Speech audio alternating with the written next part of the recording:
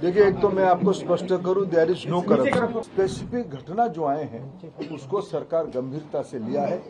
Academicians की committee बनी है, उन्होंने कुछ रिकमेंडेशन किया है। जो घटना हमारे सामने आई, निश्चित रूप में दोषियों को उसमें दंड दिया जाएगा।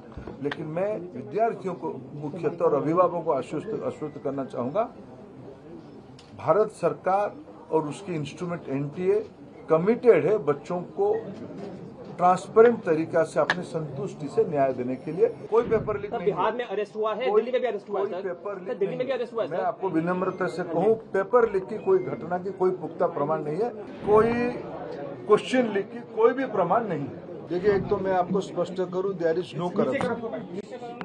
ये जो एक वातावरण बनाई जा रही है कि बहुत बड़ा एनामोली हुई है नीट के संबंध में, पिछले दिनों में नीट में आपकी जानकारी के लिए बताऊं 24 लाख स्टूडेंट्स अपीयर करते हैं। अभी जो मसला जो सुप्रीम कोर्ट के सामने आज भी चल रहा है, सरकार ने अपना पक्ष रखा है उसमें, ये लगभग 1550 स्टूडेंट की है और एक ग्रेटर क्वेश्चंस कुछ उठाए गए हैं। सरकार उसकी सामना करने के लिए, उसको संतुष्टि के साथ बच्चों को उत्तर देने के लिए बहुत प्रामाणिकता के साथ खड़ा है। स्पेसिफिक घटना जो आए हैं उसको सरकार गंभीरता से लिया है। एकेडमिशियंस की कमेटी बनी है, उन्होंने कुछ रिकमेंडेशन किया है। उस हिसाब से सरकार आज कोर्ट के सामने उस पक्ष को रखेगा और बाकी जो नीडफुल सुप्रीम कोर्ट के आदेश से ही कुछ साल पहले से एनटीए की गठन हुई है। पिछले दिनों में आज एनटीए लगभग 3 बड़े बड़े एग्जामिनेशन कराती है, सक्सेसफुली कराती है। नीट, जेई और सीयूईटी। इतने बड़े देश में जब 13 लैंग्वेज में एग्जामिनेशन होगा, विश्व के कई देशों में एग्जामिनेशन सेंटर होगी, कई प्रकार के स्टूडेंट्स उसमें पार्टिसिपेट करते हैं।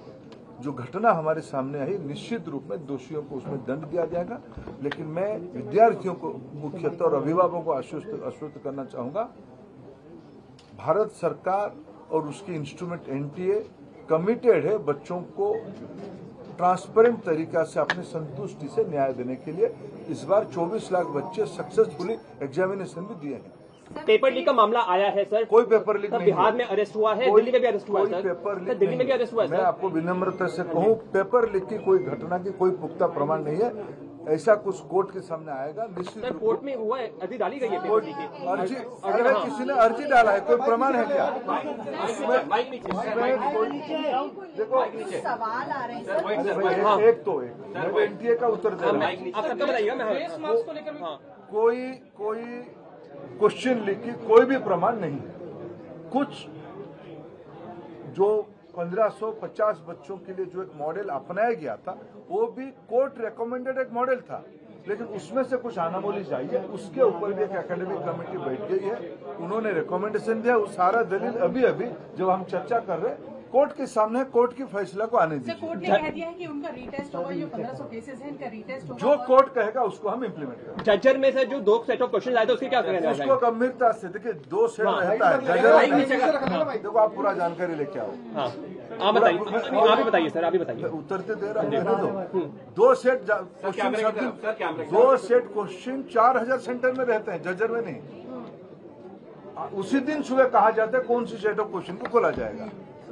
6 सेंटर में गलती से जो खुलना चाहिए वो दूसरा खुल गया, उसको फिर अनामोली को ठीक करते हुए आधा घंटा 40 मिनट लॉस हुई, उसमें वो हल्ला हुई है। ऐसा कोई 2 सेट क्वेश्चन अचानक आ गया, ऐसा नहीं है। ये सालों से प्रैक्टिस चली आई है, ये स्पष्टता के साथ।